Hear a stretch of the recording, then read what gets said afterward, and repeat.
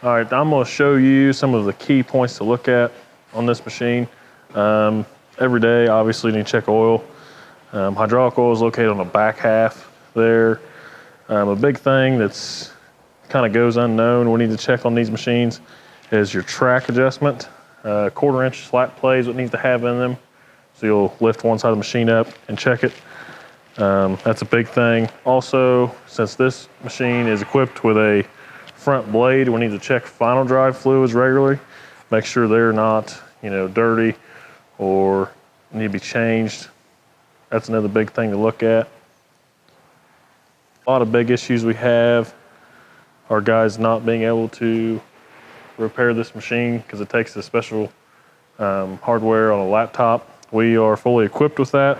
We are mobile with that too. We can come to your place to diagnose those kind of issues, or you can bring it to us. If you have any questions or want to schedule a service, call the Bain & Welker branch here in Pendleton, and we'll gladly take care of you.